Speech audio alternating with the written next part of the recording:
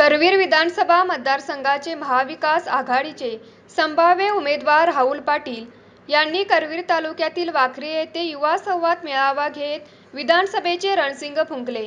या मेळाव्याला लातूर ग्रामीणचे आमदार धीरज विलासराव देशमुख यांची प्रमुख उपस्थिती होती, तर मतदारसंघातील काँग्रेसचे पदाधिकारी व युवा कार्यकर्ते मोठ्या संख्येने उपस्थित होते। करवीर विधानसभा मतदारसंघातील नवमतदारांचा मेळावा आज सकाळी वाकरे फाटा येथील विठाई चंद्राई सांस्कृतिक हॉल येथे आयोजित करण्यात आला होता।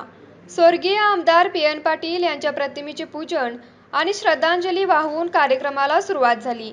युवा काँग्रेस पदाधिकारी डॉक्टर लखन भोगम यांनी प्रास्ताविक केले।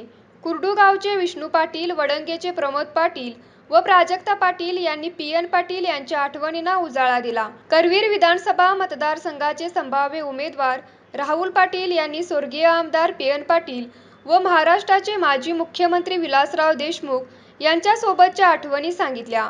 PN पाटील यांच्या आठवणी सांगताना राहुल पाटील भावुक झाले।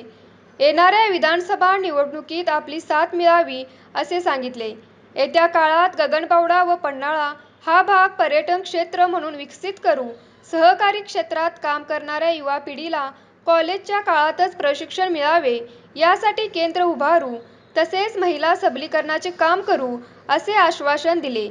यावेळी आमदार धीरज देशमुख म्हणाले, आपल्याला एक घडी मिळालेला आहे, त्या घड्याला PN साहेबांना हस्तांतर करायचं असेल तर त्या पाठीवर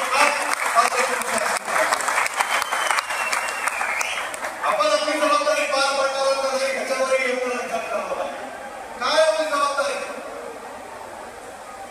आपल्या ह्या मतदारसंघातल्या लोकांची, ह्या तरुणांची जबाबदारी काय आहे?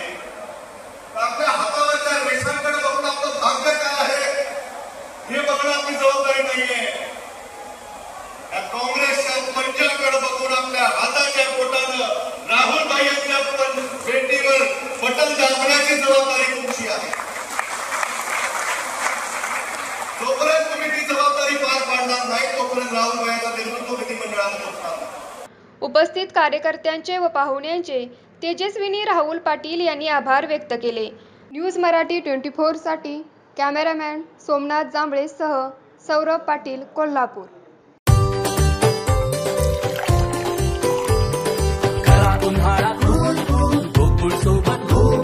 गोकुळच्या ताक, दही आणि लस्सी सोबत हा उन्हाळा बनवा अधिक टेस्टी, अधिक कूल। गोकुळ सोबत गोकुळ।